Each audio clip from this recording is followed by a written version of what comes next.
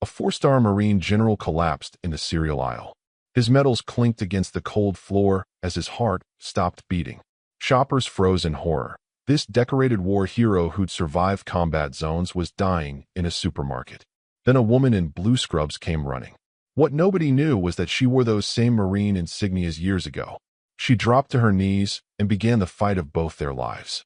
What happened in the next 60 seconds would change everything. But what came after? That's the part that made a nation weep. Before we continue, please subscribe to the channel and let us know where you are watching from in the comments. Enjoy the story. It was a Saturday morning like any other.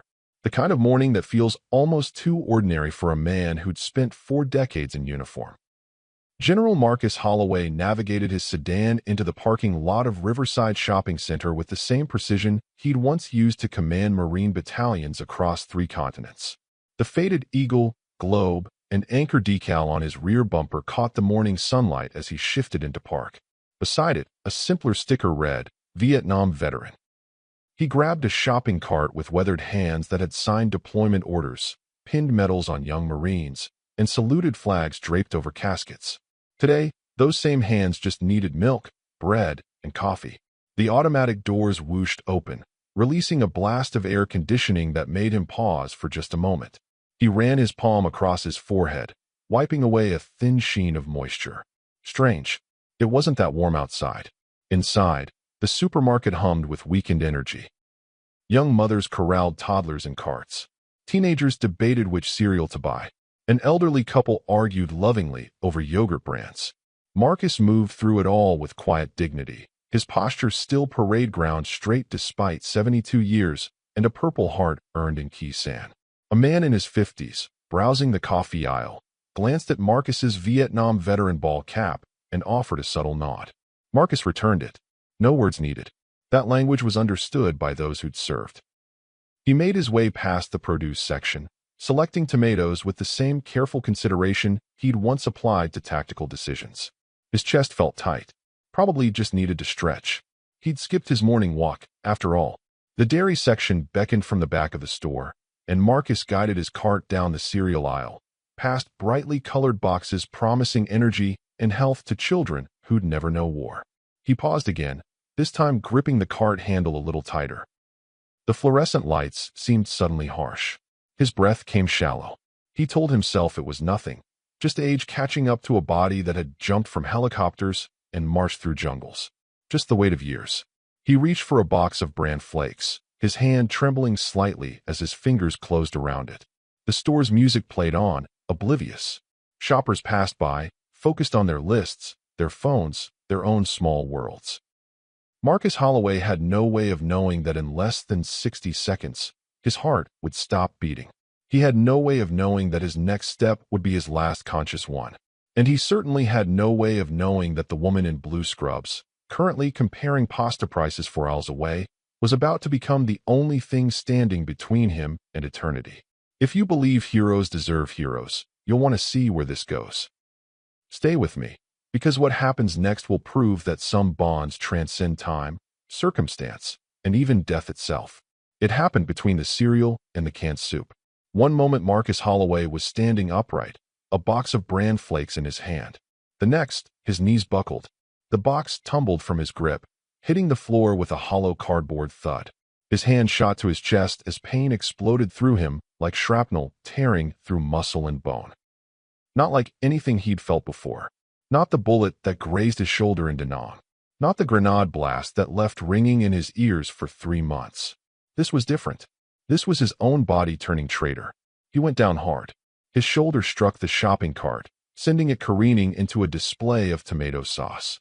Glass shattered. Red splattered across white tile like a crime scene. Marcus collapsed onto his side, his cheek pressed against cold linoleum that smelled of industrial cleaner and 1,000 footsteps. The medals he wore on his casual jacket, the ones he'd pinned on that morning out of habit and pride, clinked against the floor. That small metallic sound, barely audible over the sudden chaos, somehow felt louder than everything else. Bronze and silver striking tile. A warrior brought low in aisle 7. His vision blurred. The fluorescent lights above became halos, then smears, then darkness creeping in from the edges. Somewhere far away, A woman screamed. Then another. Footsteps thundered toward him, then stopped short. People were shouting, but the words didn't make sense anymore. His lungs couldn't pull air. His heart hammered erratically, then stuttered, then seemed to pause altogether like an engine misfiring. Marcus tried to speak, but nothing came out except a wet, desperate gasp. In his mind, he wasn't in a supermarket anymore. He was back in the jungle, 23 years old, watching his sergeant's chest torn open by enemy fire. He was in the sand of Kuwait, holding a boy's hand as the medic worked frantically. He was standing at Arlington, saluting as they lowered another flag-draped casket. All of it compressed into a single eternal moment. All those faces he'd commanded, all those men and women who'd trusted him to bring them home. He'd survived so much. Led so many. And now he was dying on a grocery store floor, surrounded by strangers frozen in horror, nobody knowing what to do, nobody moving, just staring. His consciousness flickered like a candle in wind. The pain in his chest became everything and nothing simultaneously. Time stopped having meaning. Seconds might have been hours. The darkness won another inch of his vision. This was it. This was how it ended. Not on a battlefield with honor. Not surrounded by family. Alone among strangers, between breakfast foods and canned vegetables, his purple heart pressed against dirty tile. And that's when she appeared from the frozen food section, running full speed. She came through the crowd like a force of nature. Blue scrubs, off-duty, but never really off-duty, sneakers hitting linoleum in rapid rhythm. Her face held no panic, no hesitation, just the kind of determined focus that separates those who act from those who freeze. Someone had shouted for help 30 seconds earlier, and she'd abandoned her cart mid-aisle, leaving pasta and chicken breast forgotten as she sprinted toward the commotion. Her name was Sarah Chun. She was 38 years old. She'd worked the night shift at County General for the past 6 years. And right now, none of that mattered except the training burning through her veins. She dropped to her knees beside the fallen general without a single wasted motion. No questions asked. No permission sought. Her fingers went immediately to his neck, searching for a carotid pulse while her eyes scanned his face, his chest, his color. Pale, unresponsive, breathing shallow and irregular. She'd seen this before. Many times. Too many times. Her hand moved to his wrist, confirming what she already knew. His heart was failing. "Call 911, she commanded, her voice cutting through the chaos with absolute authority. A teenage stock boy fumbled for his phone. "Now," Sarah added, and he moved. She tilted the general's head back, opened his airway, checked for obstructions. Clear. Her hand went back to his chest, feeling for the xiphoid process, measuring the correct hand placement with muscle memory, so ingrained it required no thought. 2 fingers above the sternum. Heel of her palm centered. Other hand laced on top. Elbows locked. She began compressions. Hard. Fast. Exactly 100 beats per minute. The rhythm as natural to her as breathing. Her body weight drove down through her shoulders with each push, compressing his chest 2 full inches. 30 compressions. She barely registered the crowd forming around them, shoppers backing away to give her room, creating a silent circle of witnesses. Someone whispered a prayer. Someone else filmed on their phone. Sarah noticed none of it. Her world had narrowed to this man, this moment, this fight. 2 rescue breaths. His chest rose. She returned to compressions, counting in her head, her arms beginning to burn but her pace never wavering. Sweat beaded on her forehead. A strand of dark hair fell across her face. She ignored it. The general's medals pressed into the tile beneath him, clinking softly with each compression. Bronze Star, Purple Heart, Navy Cross. A lifetime of service reduced to medal and ribbon while a stranger fought to keep his heart beating. The circle of onlookers stood transfixed, watching something they'd only seen on television, witnessing what happens when training meets crisis, when knowledge meets courage. They saw a nurse saving a life. What none of them knew, what even the general didn't know as he hovered between consciousness and oblivion, was who she really was. They didn't know about the uniform she'd worn before the scrubs. They didn't know about the battlefield training that had forged these very skills under mortar fire and desert heat. They didn't know that the woman fighting to save this Marine general had once been a Marine herself. 2 minutes of compressions. Sarah's shoulders screamed, but her rhythm never faltered. 30 compressions, 2 breaths. 30 compressions, 2 breaths. The mechanical precision of it, the relentless repetition, was the only thing standing between this man and death. She could feel his ribs flexing beneath her palms, could hear the slight wheeze as air moved in and out of his lungs with each rescue breath. But no pulse. Not yet. She pressed harder, counting, always counting, her mind locked into that merciless arithmetic of survival. 3 minutes. The stock boy was on the phone with dispatch, his voice shaking as he relayed information.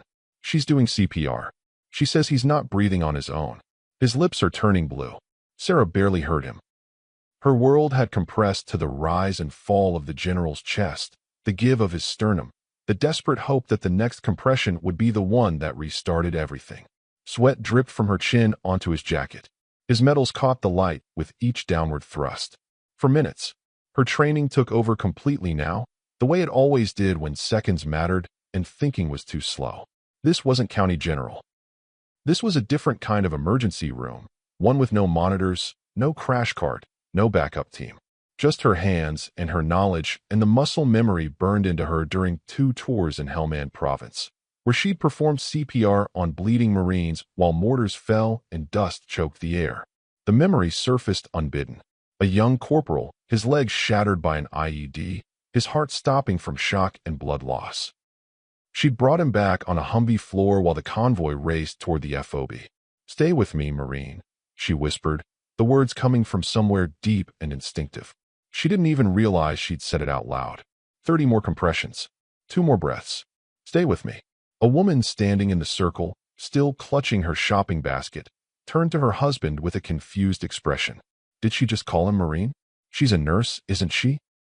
The husband shrugged, equally puzzled, but neither spoke loud enough to break Sarah's concentration. 5 minutes. Sirens wailed in the distance, growing closer. Sarah's arms trembled, but her technique remained flawless. Lock the elbows. Use your body weight. Keep the rhythm. Don't stop. Never stop. The general's face had gone from pale to ashen to something worse, a grayish hue that meant his brain was being starved of oxygen. But she kept going because that's what you do. You fight until there's nothing left to fight for. The automatic doors burst open and paramedics rushed in with equipment and authority. Sarah didn't miss a beat, continuing compressions as they set up around her. Male, approximately 70, sudden cardiac arrest, witness collapse. I've been doing CPR for 5 minutes. No pulse, no spontaneous respirations. Her report was crisp, professional, complete. They moved in synchronized chaos, attaching monitor leads, preparing the defibrillator, starting in 4-line. Sarah continued compressions until the lead paramedic said, "Clear," and only then did she pull back. The shock delivered. The general's body jerked. Everyone held their breath. The monitor beeped once. Twice. A weak, irregular rhythm appeared on the screen. The lead paramedic checked for a pulse and nodded. "We've got him. Good work." They loaded Marcus onto the gurney with practiced efficiency, securing straps, adjusting oxygen, maintaining that fragile thread of life Sarah had refused to let break. As they wheeled him toward the ambulance, Sarah stood slowly, her legs unsteady, her scrubs soaked with sweat. The crowd began to disperse, some applauding, others still in shock. Someone asked for her name, but she waved them off, already walking toward the restroom to wash the stranger's sweat from her hands and steady her own racing heart. She'd done what needed doing. That was enough. The ambulance doors closed with a decisive thunk and pulled away, sirens screaming back to life. She disappeared into the crowd, just another shopper in blue scrubs, collecting her abandoned cart and finishing her errands. She had no idea that her 4 words, "Stay with me, Marine," had been heard, or what they would mean. She had no idea that the confused woman who'd questioned why a nurse would use that phrase would mention it to a hospital volunteer, who would mention it to a security guard, who would write it in an incident report. She had no idea that those 4 words would set in motion a search that would change both their lives forever. If you can't stand the thought of heroes being forgotten, hit subscribe, because what happens next proves they never are. Marcus Holloway woke up 3 days later in a hospital room that smelled of antiseptic and second chances. His chest ached. Wires connected him to machines that beeped steadily, monitoring the heart that had betrayed him in aisle 7. A cardiologist named Dr. Patel stood at his bedside with a tablet and an expression that mixed relief with severity. "General Holloway, you're exceptionally lucky to be alive," she said, her words measured and deliberate. The damage to your heart was significant. Massive myocardial infarction. Based on the timeline from the paramedics' report, if CPR had started even 60 seconds later, we wouldn't be having this conversation. 60 seconds. The difference between life and death measured in the ticking of a clock. Marcus absorbed this information with the same stoicism he'd applied to battlefield briefings decades ago, but his hand trembled slightly as it rested on the white hospital blanket. Dr. Patel continued, explaining stents and medications and cardiac rehabilitation, but Marcus's mind had already moved elsewhere. The nurse, he interrupted, his voice rough from the breathing tube they'd only removed that morning. The woman who did CPR. Is she here? I need to thank her. Dr. Patel's expression shifted to confusion. I'm sorry, General. I don't have any information about a nurse at the scene. According to the paramedics' report, a bystander performed CPR, but there's no name recorded. She didn't stay to give a statement. Marcus's brow furrowed. That made no sense. The level of skill the paramedics had described, the professional handoff, the precise medical terminology she'd used in her report to them. That wasn't a bystander. That was someone with serious training. Find her, Marcus said simply, as if he were still issuing orders from a command center. But Dr. Patel could only shake her head apologetically. The hospital had tried. They'd contacted the supermarket, reviewed what records existed from that chaotic morning, even checked with local nursing agencies. Nothing. The woman had vanished as quickly as she'd appeared. Marcus made his own calls from his hospital bed, using connections built over 4 decades of service. The supermarket manager pulled security footage, but the angles were wrong and the resolution was poor. They could see a figure in blue scrubs, dark hair pulled back, kneeling over him. They could see her performing CPR with textbook precision. But her face was obscured by the crowd, by the angle, by the graininess of decade-old cameras that had been installed more for deterring shoplifters than capturing heroes. The frustration built like pressure behind a dam. Here was a man who'd coordinated amphibious assaults, who'd managed supply chains across war zones, who'd tracked enemy movements through hostile territory. And he couldn't find one woman in blue scrubs who'd saved his life in his own hometown. It gnawed at him during the long hospital nights when sleep wouldn't come. It consumed his thoughts during physical therapy sessions when he relearned how to walk without his chest screaming in protest. He became obsessed. A 4-star general who'd commanded thousands was now on a mission to find one woman in blue scrubs. He filled a notebook with details, timelines, descriptions from witnesses. He called in favors from former subordinates now working in city administration, in hospital networks, in emergency services. Someone had to know her. Someone had to have seen something.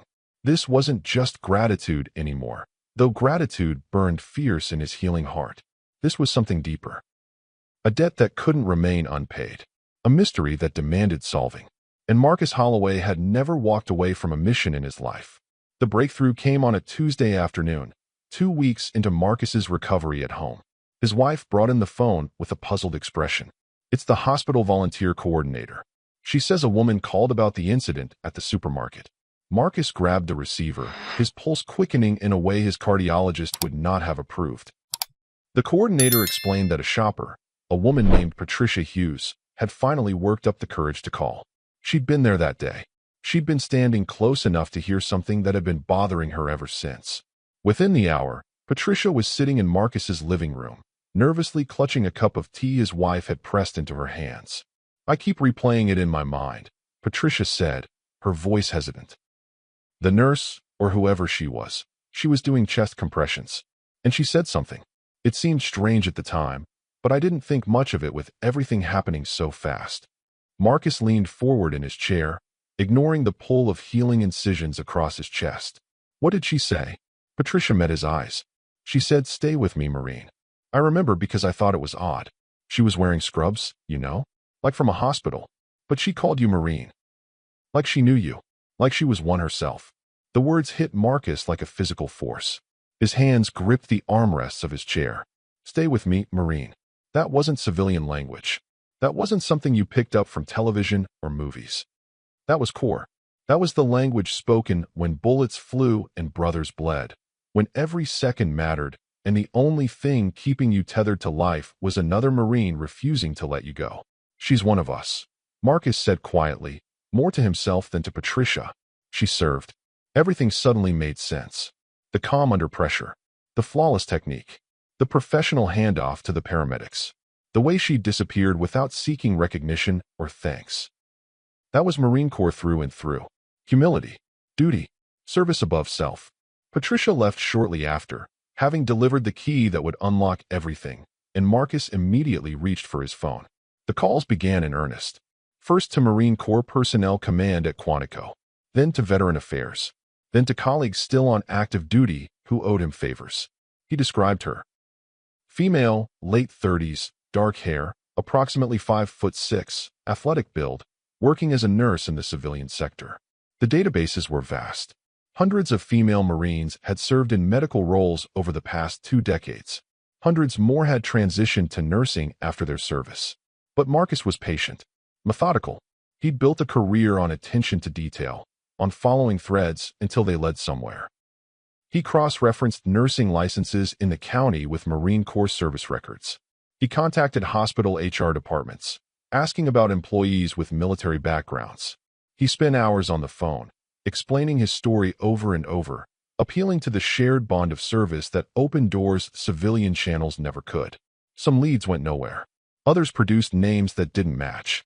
But Marcus kept pushing, kept calling, kept searching. 3 weeks and 47 phone calls later, he found her name. Sarah Chun, Staff Sergeant, United States Marine Corps. 2 tours in Afghanistan.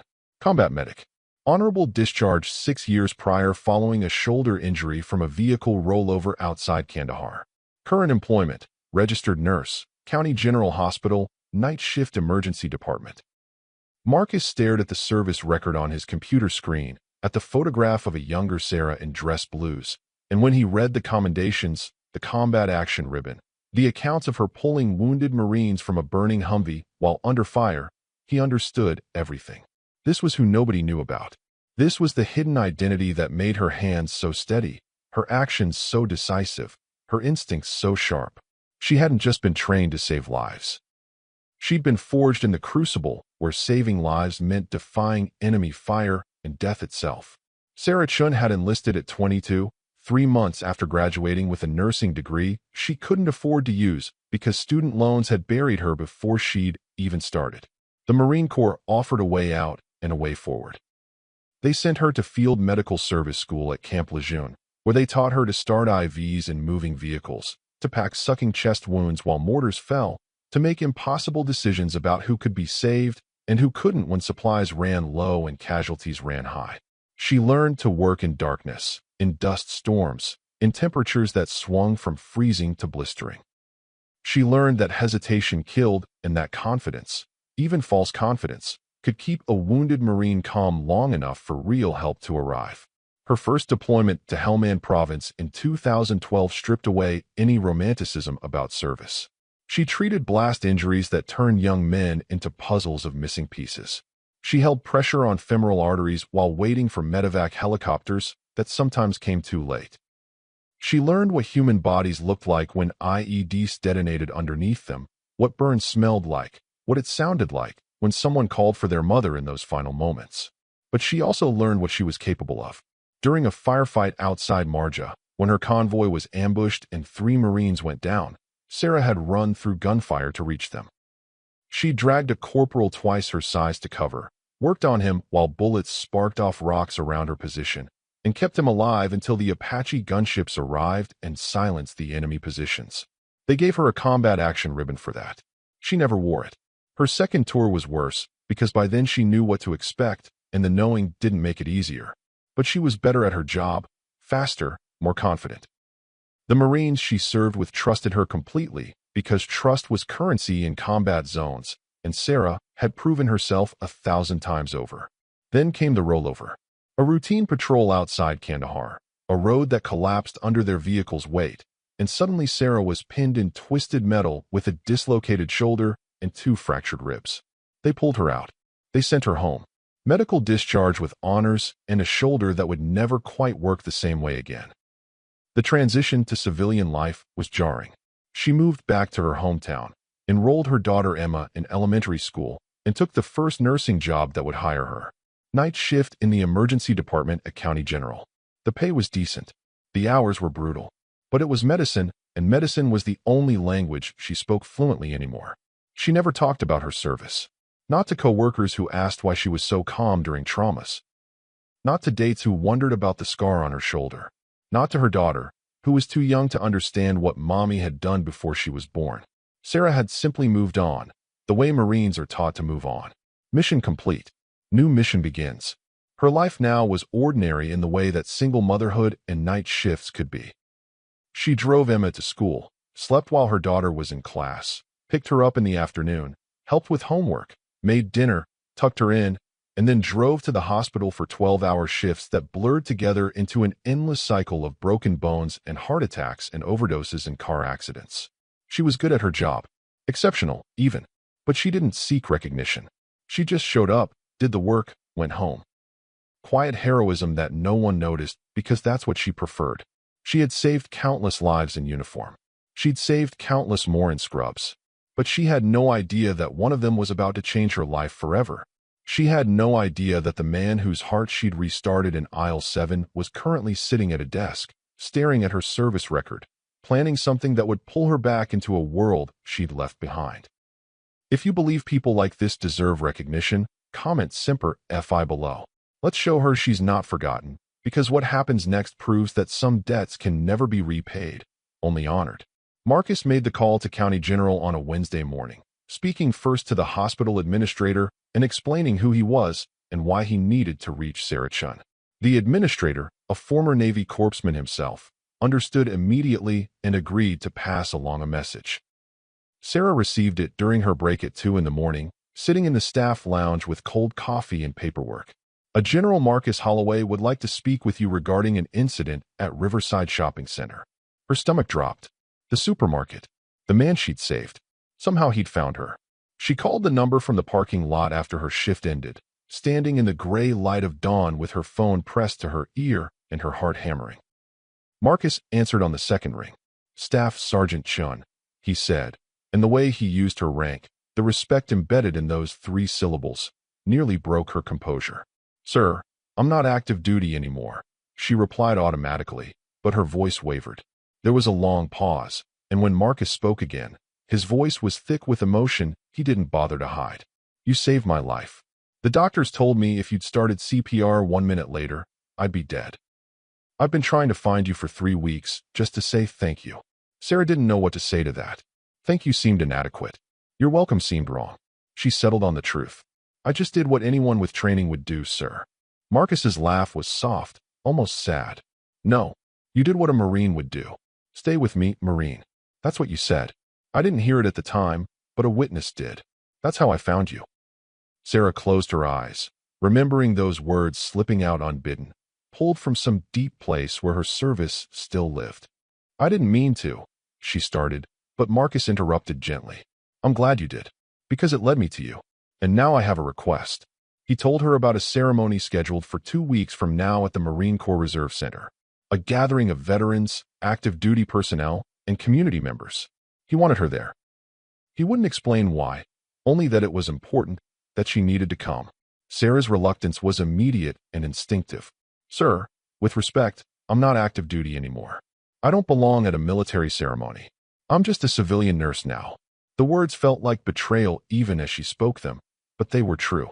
She'd taken off the uniform 6 years ago. She'd moved on. Once a Marine, always a Marine, Marcus said, and the words carried the weight of doctrine, of belief, of truth that transcended discharge papers and medical retirements. Please come. I'm asking you as someone whose life you saved. As a fellow Marine. Please. Sarah stood in that parking lot, exhausted from her shift, confused about what this ceremony could possibly have to do with her, and heard herself say yes. Because when a general asks, when a Marine asks, when someone whose heart stopped in your hands asks, you don't say no. She hung up with more questions than answers. But 2 weeks later she'd cleared her schedule, arranged childcare for Emma, and found herself driving toward the Marine Corps Reserve Center with hands that wouldn't stop shaking. She had no idea what he'd planned. No idea that in 2 weeks, in front of 500 people, her life would never be the same. And Marcus, sitting in his study going over the ceremony details with his aide, held in his hands a medal that had rested against his chest for 30 years. A bronze star earned in the scorching heat of Desert Storm, given for valor under fire when he'd led his unit through an ambush that should have killed them all. His aide, a young captain, had read the ceremony script and looked up at the general with tears in his eyes. "Sir, are you sure about this?" Marcus had simply nodded. What medal was he planning to give her? And why did it make his own staff officers weep when he told them? The Marine Corps Reserve Center sat on the edge of town, a complex of utilitarian buildings surrounding a parade ground where flags snapped in the October wind. Sarah arrived 20 minutes early because punctuality was still burned into her DNA, even 6 years removed from active duty. She'd agonized over what to wear, finally settling on simple black slacks and a blue blouse, civilian clothes that felt both appropriate and utterly wrong. As she walked from the parking lot toward the main building, she passed Marines in dress blues, their uniforms pristine, their bearing parade ground perfect. She felt like an imposter, like someone who'd once belonged to this world but had forfeited membership when she'd hung up her uniform for the last time. The ceremony was being held in the base auditorium, a cavernous space with high ceilings and the familiar smell of floor polish and history. Sarah hesitated at the entrance, overwhelmed by the sheer number of people. Hundreds of folding chairs faced a stage draped in Marine Corps colors. Active duty personnel mingled with veterans in jackets covered with patches and pins. Family members clutched programs. The low rumble of conversation filled the space like distant thunder. Sarah wanted to turn around, to leave, to call Marcus and apologize, but explain she didn't belong here anymore. Before she could retreat, an older man in a Vietnam veteran cap approached her. His eyes were kind but searching. "You're Sarah Chun, aren't you?" She nodded, confused about how he could possibly know that. He extended his hand, and when she took it, he held on a moment longer than a standard handshake required. "Thank you for your service, Marine. What you did for the general, what you've done, we've heard. It's an honor." Sarah's throat tightened. Before she could respond, another veteran approached, then another. Word had spread somehow through that invisible network that connects those who've served. They knew who she was. They knew what she'd done. A young lance corporal in dress blues appeared at her elbow. "Ma'am, the general requested you be seated in the front row. If you'll follow me?" Sarah followed in a daze, acutely aware of eyes tracking her movement through the crowd, of whispered conversations that fell silent as she passed. The front row was reserved seating, nameplates on each chair. She found hers between a colonel and a retired sergeant major, both of whom stood as she approached and greeted her with the same respect those veterans in the lobby had shown. She sat, her hands folded in her lap to keep them from trembling, still utterly confused about what she was doing here. The lights dimmed slightly. The crowd settled into their seats. A color guard marched to the stage with flags that represented sacrifice and service and honor. The ceremony began with the national anthem, and Sarah stood with everyone else, her hand over her heart, remembering other ceremonies in other places when she'd worn the uniform now displayed all around her. Then came announcements, introductions, the formal proceedings that felt both familiar and foreign. And then General Marcus Holloway walked onto that stage. The entire room rose as one in a thunder of movement, 500 people standing in respect for a man who'd commanded respect his entire life. But his eyes weren't scanning the crowd. They weren't acknowledging the applause. They were locked on Sarah, sitting in the front row with tears already threatening, and in that moment before he began to speak, she finally understood. This ceremony wasn't about awards for active duty Marines or recognition for recent deployments. This ceremony was about her. Marcus Holloway stood at the podium with the bearing of a man who'd addressed troops before battles and delivered eulogies for the fallen. But today his hands gripped the edges of the wooden lectern a little tighter than usual, and when he began to speak, his voice carried a vulnerability that 4 decades of command hadn't prepared him to hide. 3 months ago, he said, I went to the supermarket to buy groceries.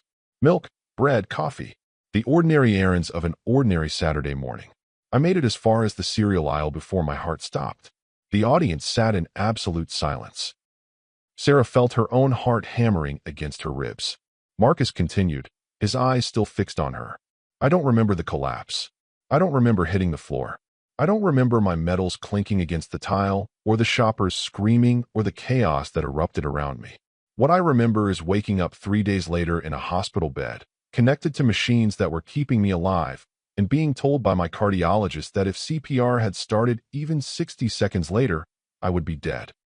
Not injured, not impaired, dead. He paused, letting that word settle over the room like snow.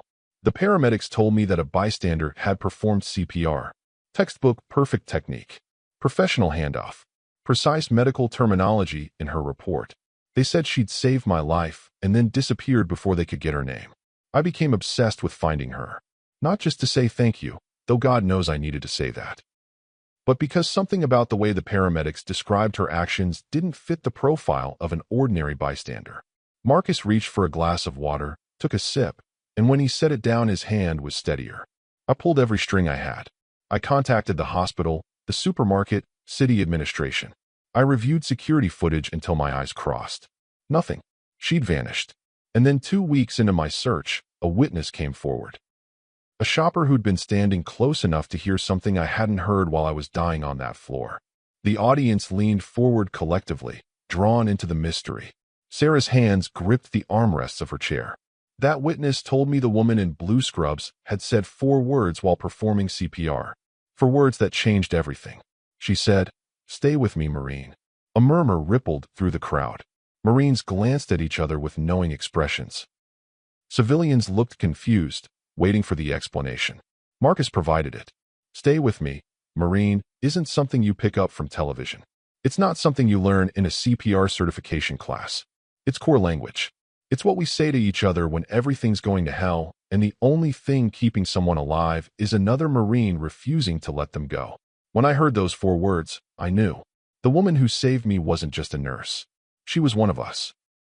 The murmurs grew louder. Sarah felt tears streaming down her face, not bothering to wipe them away. Marcus's voice grew stronger, more certain. I contacted Marine Corps Personnel Command. I cross-referenced nursing licenses with service records. I made 47 phone calls over 3 weeks. And I found her. He gestured toward Sarah, and 500 heads turned to look at her. She wanted to disappear, to sink through the floor, but she couldn't move. "Staff Sergeant Sarah Chun," Marcus said, his voice carrying the full weight of her rank. United States Marine Corps, 2011 to 2017. Combat medic. 2 tours in Helmand Province. She learned battlefield medicine at Camp Lejeune, where they teach you to save lives under impossible conditions. She learned it again in Afghanistan, where she treated blast injuries and gunshot wounds while mortars fell and dust choked the air. Marcus pulled a paper from his jacket pocket, unfolded it with careful precision. Her service record documents an incident outside Marja in 2013. Her convoy was ambushed. 3 Marines went down. Staff Sergeant Shin ran through active gunfire to reach them.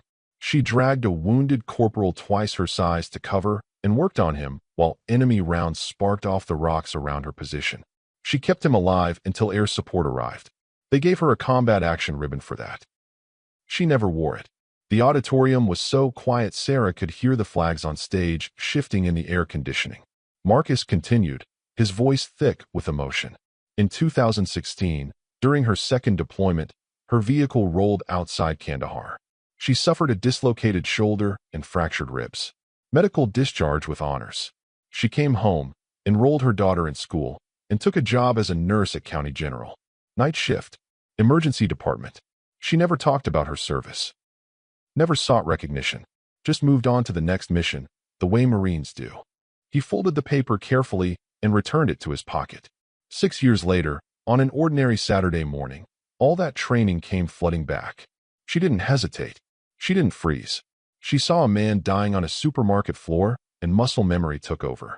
The muscle memory forged in the crucible of combat, where hesitation means death and action means survival. "The Corps trained us both," Marcus said, his voice breaking on the last word. "That day it saved me." The crowd's reaction built like a wave. First murmurs of understanding as the pieces fell into place. Then nods of recognition as Marines in the audience saw themselves in Sarah's story. Then something deeper, something more profound. Eyes glistened. Hands reached for tissues. A retired colonel in the 3rd row openly wept. The civilians in attendance looked around in confusion at first, not understanding why hardened warriors were crying, until they grasped the full weight of what they were witnessing. This wasn't just a thank you. This wasn't just gratitude. This was one Marine honoring another for embodying everything the Corps represented. Marcus gripped the podium, composing himself. When I found out who she was, when I read her service record and understood the caliber of the person who'd saved my life, I knew I had to do something. I couldn't just call and say thank you. That wasn't enough. Because what she did on that supermarket floor wasn't separate from her service in uniform. It was the continuation of it. She'd taken off the uniform, but she'd never stopped being a Marine. She'd never stopped running toward danger. She'd never stopped fighting for lives that needed saving. He stepped away from the podium, and a young Marine aide approached carrying a wooden presentation case. Marcus took it with both hands, holding it like something sacred. And then I did something that broke military protocol, he said quietly. Something that made my staff officers question whether I'd lost my mind. Something that made every person who heard about it understand they were witnessing history. The audience held its collective breath. Sarah's vision blurred with tears, but she couldn't look away from Marcus as he opened the case. Inside, pinned to blue velvet, was a Bronze Star medal. The same Bronze Star that Marcus had earned 30 years ago in the scorching heat of Desert Storm, given for valor under fire when he'd led his unit through an ambush that should have killed them all. The medal he'd worn on every dress uniform since. The medal that represented his own finest moment as a Marine.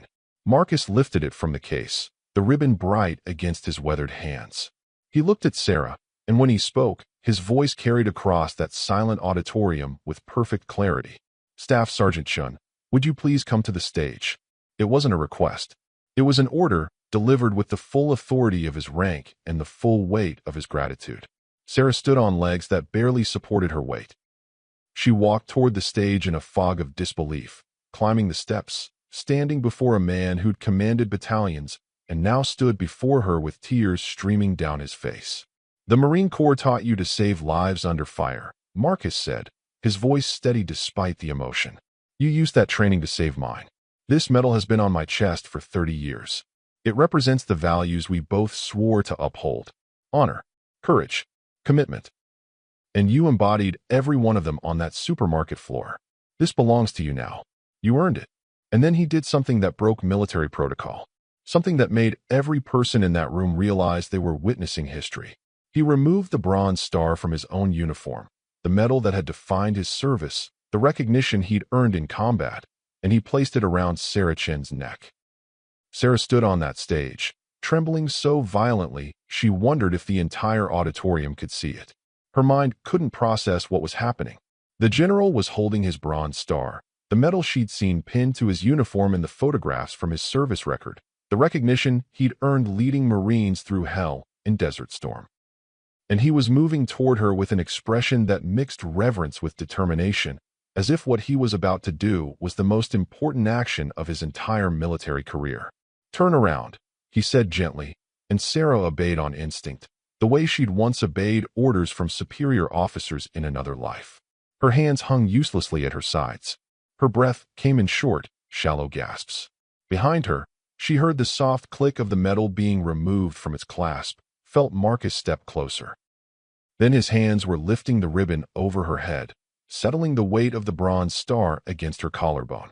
The medal was warm from his body heat, from 30 years of resting against his chest, and that warmth spread through Sarah like electricity. Marcus's hands rested briefly on her shoulders, steadying her, before he stepped back and turned her gently to face him. His eyes were wet, but his voice was absolutely clear. This belongs to you, he said, loud enough for every person in that auditorium to hear. You earned it the day you refused to let a Marine die. You earned it every day you served in Helmand Province. You earned it every night you walk into that emergency room and fight for lives that others might give up on. This medal has represented the best of what I tried to be as a Marine. But you, Staff Sergeant Chun, you embody what we all strive to be. And it belongs around your neck now. The crowd erupted. It started with one person in the back row rising to their feet, then another, then an entire section. Within seconds, the whole auditorium was standing, and the sound was deafening. Applause thundered against the walls. Shouts of "Aura" rang out from active duty Marines. Veterans saluted, tears streaming down weathered faces. The retired sergeant major in the front row, a man who'd seen 3 wars and earned a chest full of medals himself, wept openly. Family members who'd come expecting a routine ceremony clutched each other, overwhelmed by the raw emotion pouring from every corner of the room. Sarah couldn't breathe, couldn't think. The medal rested against her chest like an anchor, pulling her down into a moment she couldn't escape and didn't want to. She'd spent 6 years trying to leave the Marine Corps behind, trying to be just a civilian, just a nurse, just a single mother getting by. And now a 4-star general had placed his own medal around her neck and told her she'd never stopped being what the Corps had made her. The applause continued, washing over her in waves, and she realized she was crying so hard her whole body shook. Marcus put his hand on her shoulder again, steadying her, and when the applause finally died down enough for him to speak, he didn't step back to the podium. He stayed right there beside her, his hand still on her shoulder like a father's, like a commanding officer's, like a brother Marine's. "When I told my staff officers what I planned to do today," he said, his voice carrying that perfect command projection that filled the space without shouting, "they thought I'd lost my mind. You don't give away your personal medals. That's not protocol. That's not how it's done." He paused, and a small smile touched his lips. "But here's what I told them.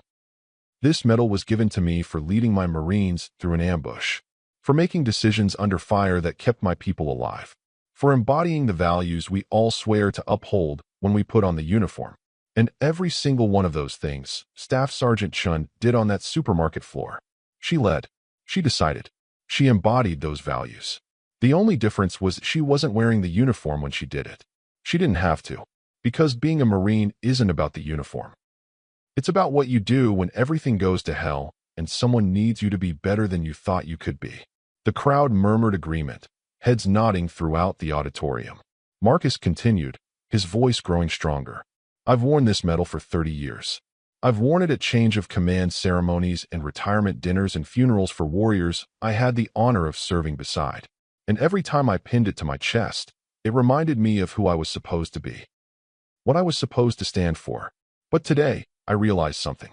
This medal doesn't belong to the past. It belongs to the future. It belongs to people like Staff Sergeant Chun, who prove every single day that the values we hold sacred didn't end when they took off the uniform. They're still out there, still serving, still running toward danger when everyone else runs away." He turned to face Sarah fully, addressing her directly now rather than the crowd. "You saved my life. But more than that, you reminded me why I spent 40 years wearing this uniform in the first place. You reminded me that the Corps doesn't make us who we are for 4 years or 8 years or 20 years. It makes us who we are forever. And I am honored, humbled, and proud beyond words to give you this medal. Because if anyone in this world has earned it, it's you." The standing ovation that erupted this time was even louder than the first. People weren't just applauding anymore. They were shouting, cheering, some were openly sobbing. Active duty Marines stood at attention and saluted Sarah, holding that salute with parade ground precision. Veterans who could barely stand anymore pushed themselves up from their chairs to show respect. Marcus stepped back, came to attention himself, and rendered a salute that Sarah returned on pure instinct, her hand snapping to her forehead despite the civilian clothes, despite the years away, despite everything. But Marcus wasn't done. As the applause continued, as cameras flashed and people wiped their eyes, he raised his hand for quiet. The crowd settled, though the emotion crackling through the air didn't diminish. Marcus moved back to the podium, and when he spoke again, his voice carried a different quality. Not the formal tone of official ceremony, but something more personal, more raw. "There's one more thing I need to say," he began, and the entire room leaned forward. What he said next is why this story went viral. Someone would later tell the news crews gathered outside. Why it spread across the country in 48 hours. Why millions of people watched the video and wept. Marcus gripped the podium. "Staff Sergeant Chin doesn't know this, but when I found her, when I read her service record and saw what she'd accomplished in uniform and what she's accomplished since, I made some other calls. I contacted the hospital where she works. I spoke to her supervisors, her colleagues, the doctors she works with. And do you know what they all said?" He paused, emotion threatening to overwhelm him. "They said she's the best nurse they've ever worked with. They said patients request her by name. They said she stays late without being asked, comes in early on her days off when they're short-staffed, fights for people who can't fight for themselves. One doctor told me, Sarah Chun has saved more lives in this emergency room than I can count. And she does it with the same calm competence she probably showed on that supermarket floor. She's exceptional. Sarah's knees almost buckled. She hadn't known he'd contacted the hospital. Hadn't known he'd talked to Dr. Morrison or Janet from night shift or any of them. Marcus continued, his voice breaking now. This woman works night shifts so she can be there when her daughter gets home from school. She makes barely enough to cover rent and student loans and childcare. And she's never once complained. Never once asked for recognition. Never once stopped being exactly what the Marine Corps taught her to be. Excellent. Dedicated. Selfless. He looked directly at Sarah again. So I made one more call. This one to a foundation that supports veterans transitioning to civilian careers. And they've agreed to establish a scholarship fund in your name. For your daughter's education. Full ride, any school she gets into. Because you shouldn't have to worry about that. You've given enough. You've sacrificed enough. And it's time someone took care of you the way you've taken care of everyone else. The crowd didn't just erupt this time. They detonated. The sound was primal, overwhelming, a release of emotion that had been building for the entire ceremony. People weren't just standing anymore.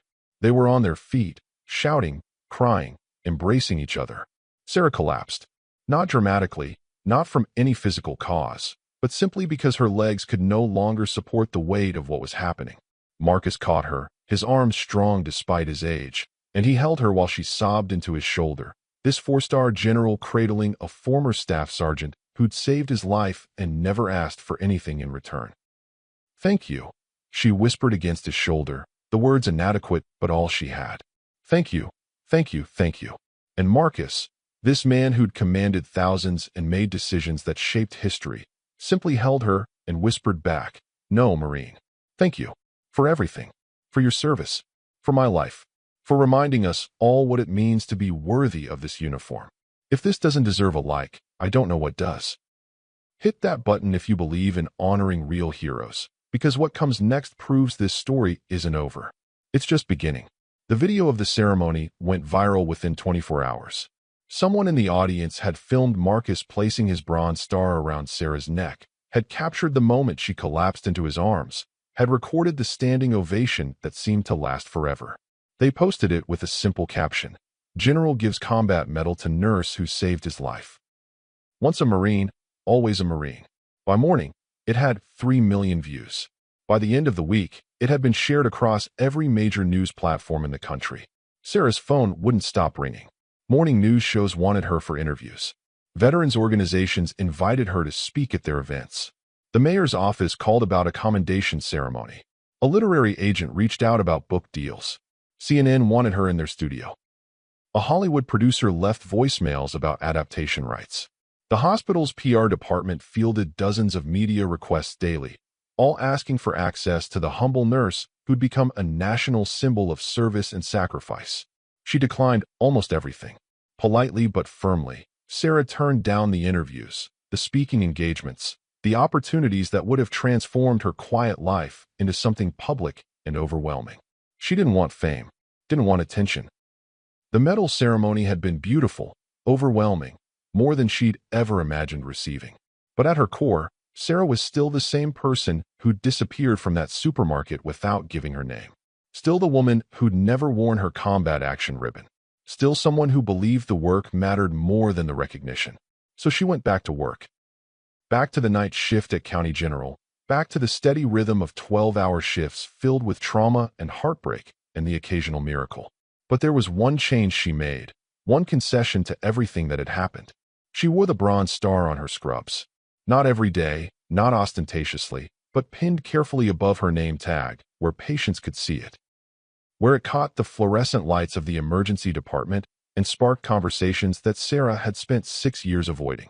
An elderly veteran in for chest pain noticed it first. His eyes, clouded with age and concern about his heart, suddenly focused with laser intensity on that small piece of metal and ribbon.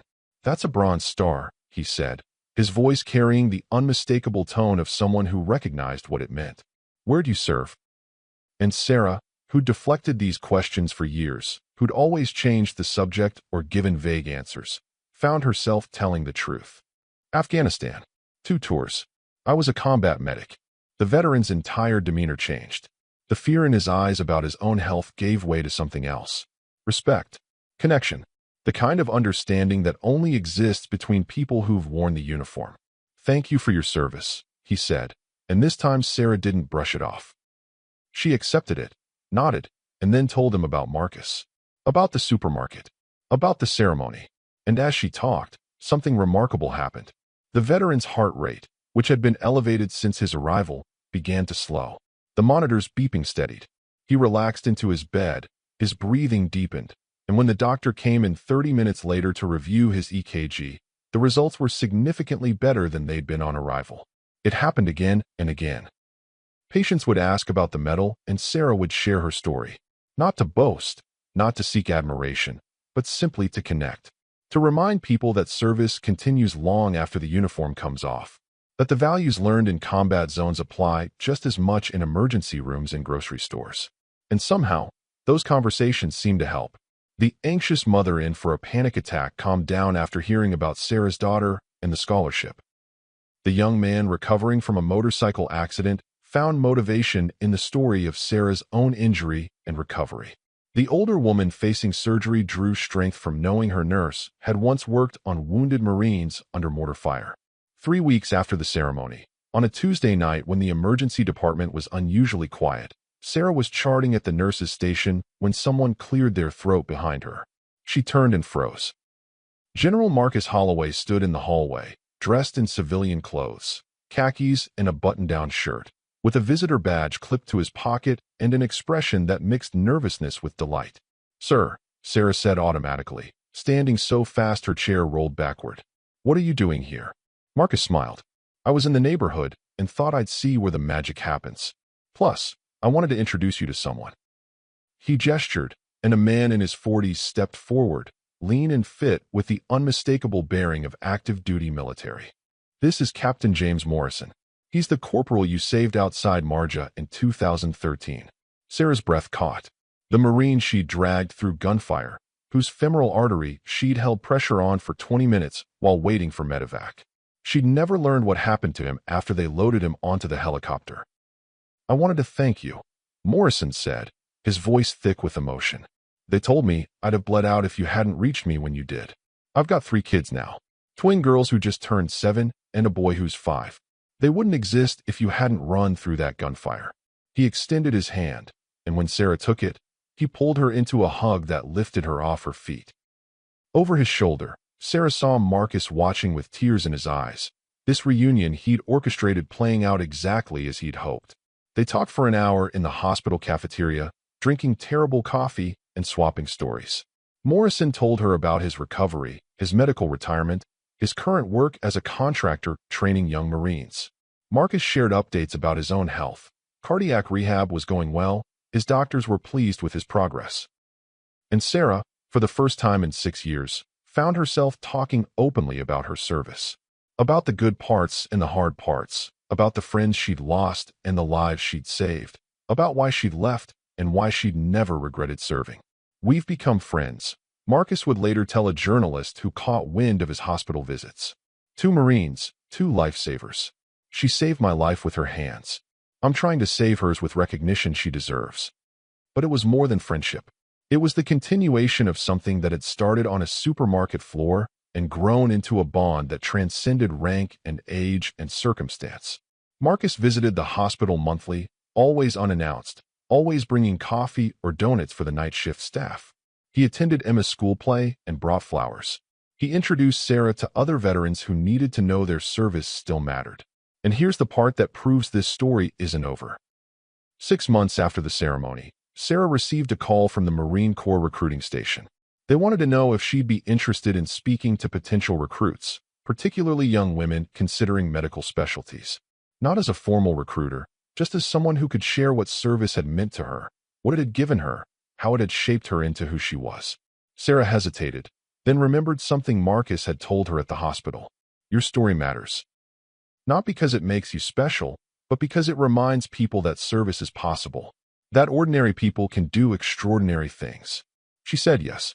And on a Saturday morning that felt startlingly similar to the one when Marcus had collapsed, Sarah walked into that recruiting station wearing her scrubs from her overnight shift and the bronze star pinned above her heart. 15 young women sat in chairs, looking at her with curiosity and hope. And Sarah Chun, former staff sergeant, current emergency room nurse, single mother, and reluctant hero, began to speak. "The Marine Corps will change your life," she started. "It will demand more than you think you can give. It will break you down and build you back stronger.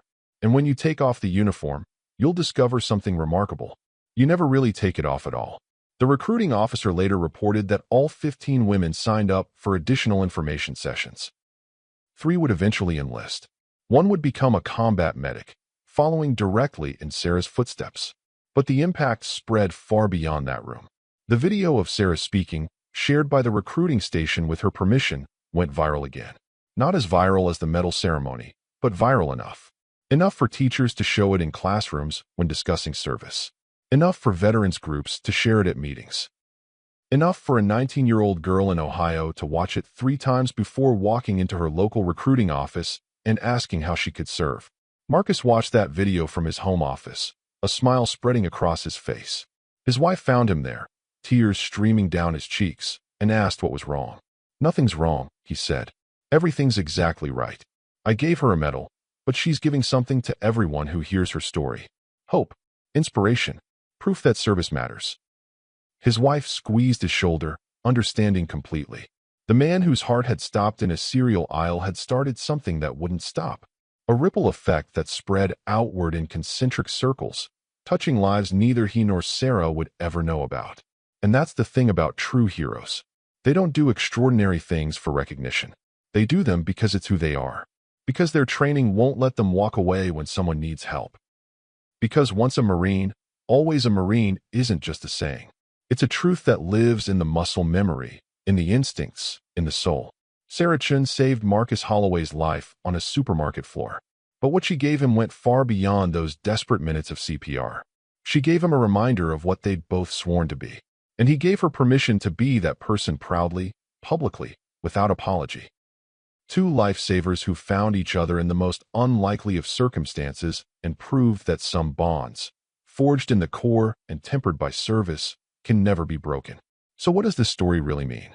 Beyond the viral videos and the news coverage and the ceremony that made a nation weep, what's the truth at the heart of Sarah Chun and Marcus Holloway's improbable connection? It's this: training never leaves you. The skills you learn under pressure, the values burned into you during the hardest moments of your life, the person you become when everything demands you be better than you thought possible. Those things don't expire when you turn in your uniform or close a chapter or move on to the next phase of life. Sarah Chun learned to save lives in a classroom at Camp Lejeune and perfected that skill under mortar fire in Helmand Province. She learned it when the stakes were life and death, when hesitation meant watching someone bleed out, when confidence was the difference between a Marine going home and a Marine going into a flag-draped casket. And 6 years after her medical discharge, 6 years after she'd hung up her uniform and told herself that chapter was closed, all that training came flooding back in a supermarket aisle. Not because she was trying to remember it. Not because she consciously accessed some mental file labeled combat medicine, but because it was woven into the fabric of who she was. Muscle memory, instinct, identity. That's what once a Marine, always a Marine really means. It's not nostalgia. It's not sentimentality. It's not old veterans clinging to glory days or former service members unable to move forward with their lives. It's the recognition of a fundamental truth. Some experiences change you so completely that you carry them forever. The Marine Corps didn't just teach Sarah how to perform CPR. It taught her who to be when someone needs help. It taught her to run toward danger instead of away from it. It taught her that service isn't something you do for recognition or reward, but something you do because it's right, because someone needs you, because you have the training and the courage and the commitment to act when others freeze. Marcus Holloway learned the same lessons in different contexts. In the jungles of Vietnam, in the deserts of Kuwait, in command centers where his decisions shaped lives and determined outcomes. And when his heart failed him in the most ordinary of settings, surrounded by cereal boxes and canned soup, those lessons manifested in the person who saved him. Another Marine. Someone who'd walked a similar path, sworn similar oaths, emerged from similar crucibles transformed into something more than they'd been before. The bonds formed in service transcend time and circumstance. Marcus and Sarah had never met before that Saturday morning. They'd served in different eras, different conflicts, different capacities. But when Sarah dropped to her knees beside a dying stranger and said, "Stay with me, Marine," she activated a connection that existed before they knew each other's names. The connection of shared experience, shared values, shared identity. They were strangers who weren't really strangers at all, because they'd both been shaped by the same institution, tested by the same standards, molded by the same commitment to something larger than themselves. That's why Marcus searched for her with such determination. That's why he gave her his own medal instead of arranging for a new one. That's why he visits her hospital and attends her daughter's school plays and has become not just a grateful patient, but a genuine friend. Because he recognized in Sarah something he'd spent 40 years trying to embody: excellence, selflessness, quiet competence that needs no applause. And he wanted to honor that, to shine a light on it, to tell the world that people like Sarah Chun exist and deserve to be celebrated. But here's what makes this story truly remarkable. Sarah Chun isn't unique. She's exceptional, yes. Extraordinary in her skill and her courage and her humility. But she's not alone. Everyday heroes walk among us. Veterans who've transitioned to civilian life, but carry their training like an invisible uniform. Former service members working as teachers, mechanics, accountants, nurses, ordinary jobs performed by people with extraordinary capabilities. People who would run toward danger if they saw it. Who would start CPR if someone collapsed. Who would help a stranger because helping is what they were trained to do. They're in grocery stores and office buildings and schools. They're coaching youth sports and volunteering at community centers and working night shifts at hospitals. They don't announce themselves. They don't demand recognition. Most of them, like Sarah, actively avoid the spotlight. They've moved on with their lives, pursuing new missions, building families, contributing to their communities in ways that have nothing to do with military service. But the training remains. The values persist. The identity endures. And occasionally, in moments of crisis, that hidden capacity reveals itself. The former Army medic who stops at a car accident and stabilizes victims before ambulances arrive. The retired firefighter who pulls people from a burning building because instinct won't let him stand by. The veteran who talks down someone contemplating suicide because she recognizes the signs and knows what to say. These stories happen every day. Most of them never make the news. Most of them never go viral.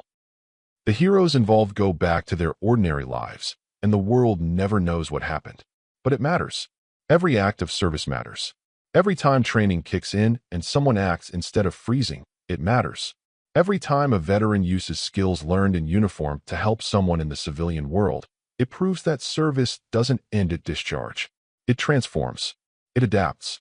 It continues in new forms, new contexts, new missions. Marcus Holloway is alive because Sarah Chin's service never really ended. It just changed uniforms from digital camouflage to blue scrubs. This story is about two people, but it's also about millions of people. Everyone who's ever served and wondered if it mattered. Everyone who's carried the weight of their experiences and questioned whether the sacrifice was worth it. Everyone who's felt the pull of their training years after they thought they'd left it behind.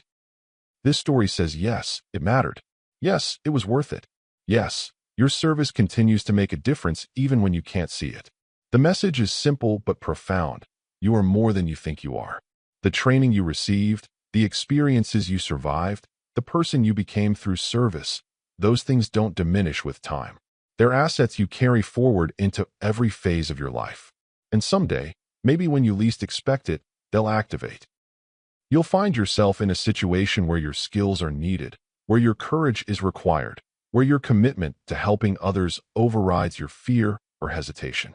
And you'll act, not because you're trying to be a hero, but because you're exactly who your training made you. Once a Marine, always a Marine. Once a soldier, always a soldier. Once a person who swore to serve something greater than themselves, always that person. That's the truth this story teaches. That's the hope it offers. That's the inspiration it provides to everyone who hears it and recognizes themselves in Sarah's quiet heroism or Marcus's profound gratitude. If you believe stories like this deserve to be told, I need you to do something for me right now. Hit that subscribe button. Because Sarah Chun and Marcus Holloway aren't the only heroes whose stories need to be heard. There are thousands more out there. Tens of thousands. Veterans working quiet jobs in your communities, performing acts of courage and service that never make headlines. Nurses saving lives during overnight shifts while the rest of us sleep. Teachers shaping young minds with the same dedication they once brought to military service. First responders running toward danger because their training won't let them do anything else. These stories matter. They matter because they remind us what's possible when ordinary people are given extraordinary training and choose to carry that training forward into every aspect of their lives. They matter because in a world that often feels divided and cynical, these stories prove that honor still exists. That service still means something. That the values we claim to cherish, courage, commitment, selflessness, aren't just abstract concepts, but living realities embodied by people who walk among us every single day. But here's the thing. These stories only matter if they're told, if they're shared, if they reach the people who need to hear them. The teenager trying to decide whether to enlist. The veteran struggling with the transition to civilian life and wondering if their service made any difference. The single mother working 2 jobs and questioning whether she has anything left to give. The person who's lost faith in humanity and needs a reminder that good people still exist. These are the people who need Sarah and Marcus's story, and they need the thousands of other stories just like it. So subscribe, because I'm going to keep telling these stories. I'm going to keep finding the Sarah Chins of the world who never seek recognition but deserve it anyway. I'm going to keep shining light on moments of quiet heroism that happen in grocery stores and hospitals and street corners and living rooms. I'm going to keep proving that service doesn't end when the uniform comes off, that training never truly leaves you, that once a Marine is always a Marine, once a hero is always a hero. And I need you to do more than subscribe. I need you to take a moral stance. Right now, in the comments below, I need you to type 4 words, never forgotten. Type it if you stand against a world that forgets its heroes. Type it if you believe people like Sarah Chun deserve recognition. Type it if you refuse to let service and sacrifice fade into the background noise of our busy lives. Type it as a promise, to yourself, to every veteran you know, to everyone who's ever worn a uniform or helped a stranger or ran toward danger when everyone else ran away. Never forgotten. Make it a declaration. Make it a commitment. Make it a stand against apathy and indifference. Because here's what happens when we forget our heroes. We lose something essential. We lose the examples that inspire the next generation to serve.